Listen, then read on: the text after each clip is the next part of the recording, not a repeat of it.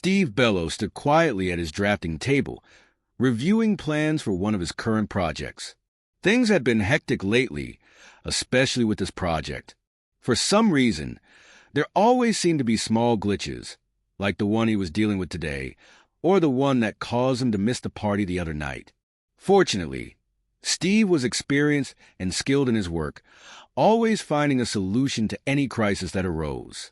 As he pondered the current issue, he suddenly thought of a way to fix the problem and make the necessary changes without disrupting the construction schedule. Just as he began to make notes, he was interrupted by the sound of the office door opening. His first instinct was to lash out at whoever it was, as he disliked being interrupted, especially when he was working on a solution. But when he looked up, a smile crossed his face. It was his wife, Donna, the woman he had been married to for 15 years. She was the mother of their 3 children and the pride of his life. Though he was happy to see her, Steve was a little surprised. Donna didn't usually just drop in on him at the office. He stepped toward her, intending to hug and kiss her, but he paused when he noticed the serious expression on her face. "Donna, what a surprise. I didn't expect to see you before dinner. What's wrong? Is something bothering you?" he asked, concern creeping into his voice. "We need to talk," Donna said, her voice steady but serious. "Before I say anything else, please trust me when I say that I love you and that you are the most important person in my life." The seriousness in her voice made Steve pull back a little. This kind of conversation wasn't common between them, especially when it came to discussing love. "What's the matter, Donna? What are you trying to tell me?" Steve asked, now anxious and worried. Donna hesitated, trembling slightly. "I wish there was a simple way to say this, but there isn't. At the same time, I wish I could explain it to you, to understand how it happened." Steve's confusion and anger began to rise. "What is it, Donna? What happened?" he asked, his voice growing harsher. I slept with Gil Gentry." Steve couldn't believe what he was hearing. He had never imagined Donna would cheat on him. They had often talked about how couples could ruin their relationships by fooling around, and how they would never do that to each other. "What? You what?" he asked, almost in disbelief. Donna looked down, ashamed. "At the party, the one you couldn't make it to, he somehow seduced me. I don't know how, but suddenly we were together. How could you?" Steve's voice cracked with bitterness and anger. "I suppose you're going to tell me you're leaving me now, huh?" "No, Steve. I love you. But I had to tell you what happened," Donna said, her voice trembling. "I don't know how it happened, it just did. He seduced me, and I let him. Please believe me. I feel awful. And today, Gil tried to blackmail me with it." The hurt and anger Steve felt were overwhelming. Not only had Donna cheated on him, but Gil Gentry, someone he had considered a close friend, had betrayed him in the worst way.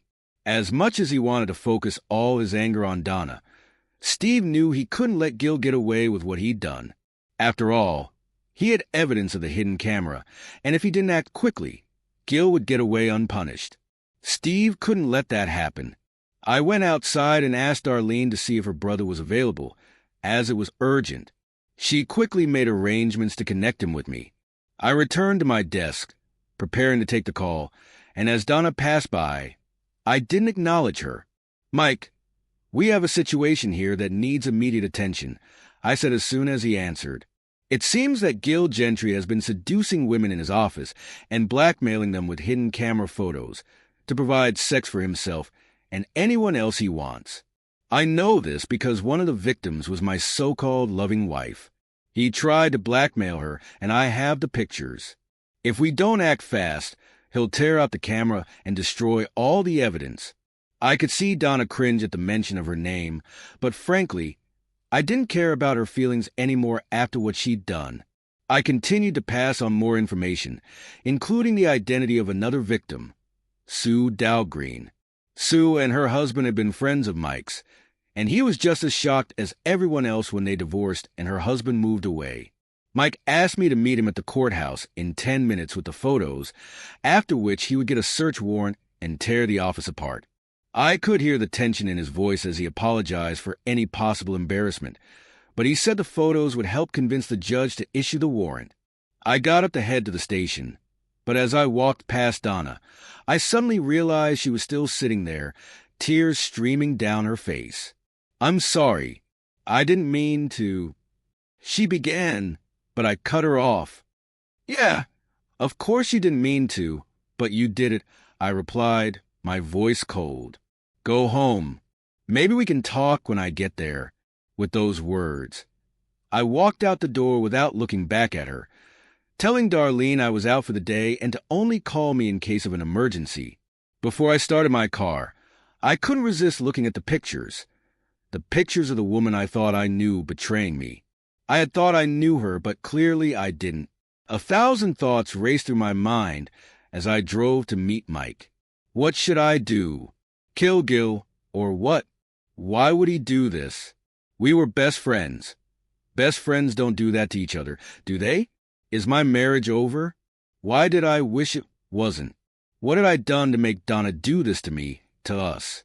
One thing I knew for sure was that I wanted them to pay for what they had done. Looking back now, I realized that even though I knew Gil was undoubtedly guilty, everything in the pictures made that clear. I still felt that Donna was just as responsible. After all, she could have said no. The next few hours passed like a blur. I met with Mike, and after talking with me for a few minutes, he went to the judge's office. He came out soon after with a search warrant. He assured me that they would find the bastard, then told me to go home. He promised to update me as soon as they had more information. I wasn't ready to face Donna yet, so I asked Mike to call me on my cell phone. I headed to my truck, though I didn't really want to go anywhere. I didn't need to, so I just drove aimlessly around town, waiting for the call. It seemed like forever, but finally, Mike rang me. "Steve, I can't give you all the details, but we got here just in time. It looks like your friend Gil was going to clean up the evidence, but didn't make it. Too bad you didn't see his face when I handed him the warrant and told him to wait in the lobby." Long story short, we found the camera and a link to his computer. One of my people is an expert, and of course, they found plenty of pictures. Mike paused before continuing. "This may not be any consolation to you, but Donna was just one of many. As sad as it is, we both know many of them. And yes, Sue was one of them too. As far as I can tell, Gil slipped something into their drinks to make it easier for him." I listened numbly as Mike went on. "I know you're angry with Donna, and in a way, I can't blame you, but think hard. I don't think she had a chance."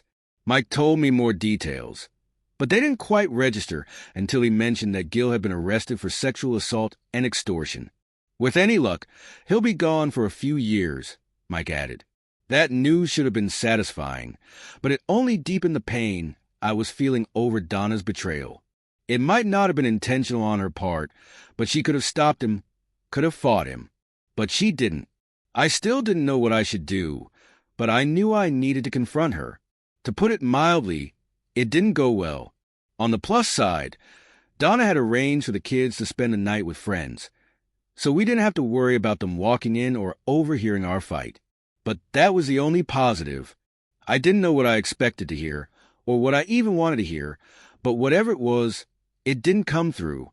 Donna kept repeating how sorry she was and how much she loved me, but she couldn't explain why. I asked her what I had done to make her do this, but she remained silent, which only made it worse. Donna assured me she would never do anything like that again, but how could I believe her? I had never thought she could be unfaithful. After all, she had stood in front of our family and friends years ago and made a vow. That vow had been broken. We went back and forth for a while longer, but it became clear that nothing was going to be settled. I told Donna that I needed time to think, to decide if we were done or if there was a chance we could work things out. She agreed to visit her sister for a few days, leaving me at home to contemplate my future. It was a good thing the kids weren't around. I didn't think they want to see their father getting drunk, but that's exactly what I did. For the first time in a long time, I sat back, refilled my glass, and began to reminisce about the years gone by, remembering how we met, fell in love, and thinking about the first time we made love. The memories flooded in, but they only deepened the ache inside me. When I woke up the next morning, I felt out of sorts. After stumbling to the bathroom and swallowing a few painkillers, I stood under the shower, trying to make sense of everything.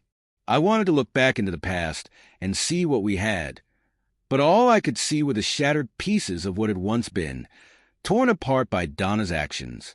No matter how hard I tried to find some silver lining, all that filled my thoughts was Donna's betrayal. By the end of the morning, I knew I needed to get outside, get some fresh air.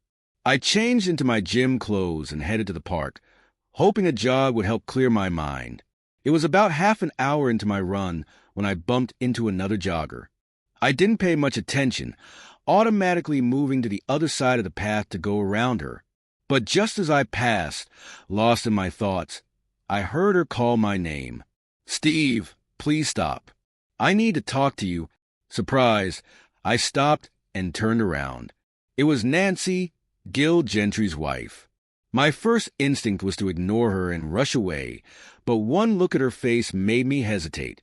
She had the same hunted, exhausted expression I'd seen in the mirror that morning.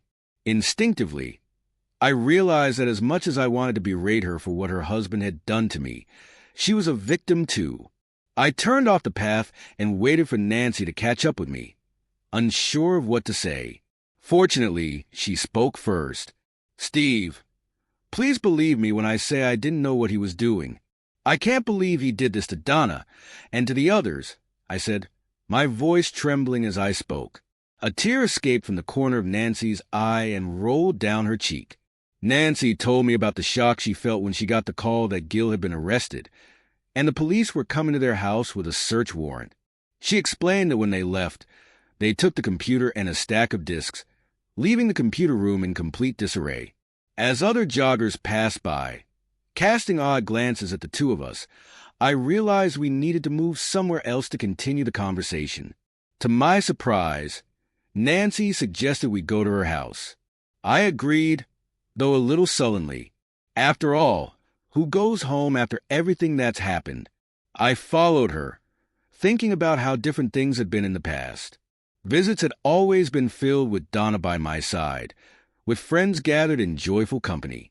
Today, however, was different. As I walked into Nancy's house, it was just the two of us, two wounded souls trying to make sense of what had happened. We sat down, and she explained that, yes, she knew Gil had always flirted with most of his girlfriends, but she thought it was just something that all men did. I had to admit, I probably flirted with Nancy a few times myself, and I knew Donna had flirted with Gil and a few of our other friends too. But in our case, and I assumed in Donna's too, all we did was flirt and maybe fantasize a little from time to time. As we continued talking, it became clear that, while Nancy was hurt by the realization of Gil's betrayal, she was more concerned with how it would affect the other people who had gotten caught up in Gil's deceit. I tried to explain that I understood. It wasn't Donna's fault. Gil had some darkness in him that he hid from everyone except those he ensnared. At the same time, I couldn't help but feel bitter about Donna's betrayal. For a while, we sat there, each of us pouring out our stories, our sorrows, knowing we would be understood by the other. After talking for a while longer about Donna's betrayal and everything that had happened, I decided it was time to leave. I stood up, walked to the door, and turned to thank Nancy for listening. She came over and hugged me tightly, telling me that it wasn't Donna's fault, that she had somehow gotten caught up in something she couldn't control or overcome. Nancy suggested that maybe I should give Donna a second chance. As her arms wrapped around me and her body pressed against mine, I hugged her back. The hug felt comforting at first, but soon the intensity changed. What started as an embrace for solace began to feel like something more, something neither of us had anticipated. I don't know exactly whose lips sought whose first. All I know is that, soon, we were caught in a passionate kiss, our sweaty bodies pressed tightly together, and I felt Nancy's tongue enter my mouth, meeting mine with equal intensity. I had always found Nancy attractive. about 5 feet 10 inches, with curly red hair and a slender build. Sure, we'd shared a friendly kiss on New Year's Eve or exchanged quick hugs at the door, but this was something entirely different. I reached up to touch her breasts, to caress them. Funny, just yesterday and today, I thought I would never feel this again. But now, in the heat of the moment, I was fully aroused. "Sleep with me, Steve." "I need it," Nancy whispered, finally breaking the kiss and rolling over, lifting her hips, looking back at me. "Now, please." We moved together, driven by a mix of desire and confusion, but we didn't speak for a while. We just let our breathing return to normal, giving ourselves time to collect our thoughts. I think we both realized that this was not something either of us had sought out. Unlike Gil, who had been after Donna and others, this was not about manipulation. It was something we both needed, albeit in a different way. Eventually, I stood up and reached for my clothes. I think Nancy saw the confusion in my eyes because she said, "Steve, don't hate me. I'm not like Gil. I didn't set out to seduce you, and I know you didn't set out to do this either. I needed this tonight, to regain my faith in myself after what he did to me. I know you love Donna. Don't let resentment destroy you both." She paused, and I could hear the sincerity in her voice. But I needed it. "I can still consider you a friend, and I thank you for being here with me tonight." We hugged again, and I left her house to head home, my mind swirling with everything that had happened in the past few days. Now, I had even more to think about. I realized that I had just cheated on Donna. I didn't mean to, but I had, just like she had cheated on me. It was hard to admit, but the truth hung in the air. At the same time, I couldn't ignore the fact that until I was sure my marriage was over, revenge was no justification. I wondered if things had been different. If Donna hadn't cheated, if I had gotten back together with Nancy, would I have confessed to my own betrayal? I didn't know. If Gil hadn't tried to blackmail Donna, would she have confessed to me? The more I thought about it, the clearer it became. I still loved Donna, despite everything. It hurt, and I had every right to be angry. Did I hate her, or was I just angry at what she had done? Was what I'd done in any way justified? In all likelihood. Donna now had every right to be as offended by me as I had been by her. I pondered for a long time, trying to decide what I should do, and finally made up my mind. With that resolution, I cleaned up the dishes behind me and went to bed. Needless to say, I had another nearly sleepless night. I tossed and turned, falling briefly into a dream before being awakened by images of Donna and Gil, or Nancy and me. Donna was quite surprised when I called her and told her it was time to talk. Even when she agreed to meet me an hour later, I could hear the question's anticipation and fear mixed in equal measure in her voice. It was easy to understand, because I was feeling the same way. We both knew we needed to talk, to get everything out in the open, and that it had to happen now, not sometime in the future. The meeting was a little awkward at first, both of us unsure of what to say beyond the usual greetings. I could sense that Donna wanted to reach out to me, to hug me, but was afraid of my reaction. I, too, was afraid to embrace her until we had talked things through.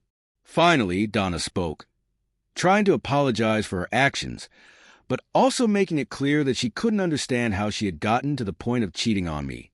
Her words conveyed her regret, and it was clear that she could never do that again. If only I would let her come back to me. Before she continued, I told her I had something to say, not only about what she had done, but also about what I had done. I explained that I was angry and hurt. I admitted that I had drunk myself into a stupor, trying to punish myself while simultaneously attempting to feel human again. Then, in an attempt to cope, I had gone for a run. I could see Donna tense up when I told her about meeting Nancy, going to her house, and having sex. But as I went on, she seemed to relax a little, especially when I explained that my encounter with Nancy, however unintentional, had led me to realize that I needed to forgive her and seek forgiveness for my own actions. At the same time, I made it clear that her actions gave me no reason to cheat on her. My betrayal didn't change the hurt she had caused me, but I wanted her to understand that I hadn't used a mistake as an excuse for mine. I intend to be truthful. If it hadn't been for meeting Nancy, I don't know if I would have been able to get past what Donna and Gil had done, especially after I had the chance to look at the pictures.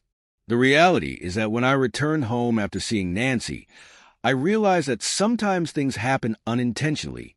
Neither Nancy nor I had meant to sleep together, and the more I thought about it, the more I came to understand that Donna hadn't meant to sleep with Gil either. Yet, we had both been unfaithful. Now, it was up to us to move on and try to repair our relationship. It wouldn't be easy.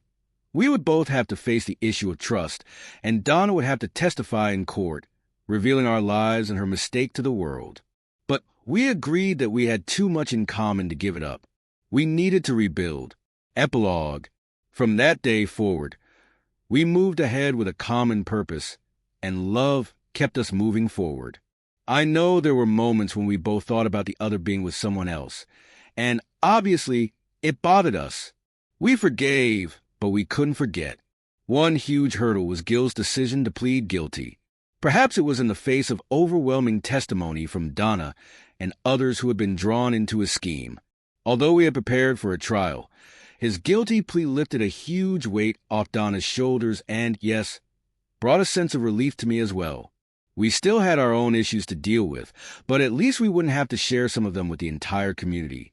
Another factor that helped us was Donna and Nancy's emotional reunion a few months after our worlds had exploded. Nancy immediately wanted to apologize, first for what her now ex-husband had done to Donna, and then for making love to me. To her surprise, Donna hugged her, telling her it was okay. It truly stunned Nancy when Donna told her she needed to thank her. Donna said that without my involvement with Nancy, she might never have forgiven herself or worked with me to repair our marriage. Surprisingly, especially given our complicated history, we renewed our friendship with Nancy. This meant a great deal to her, since many people had ostracized her because of Gil's misdeeds.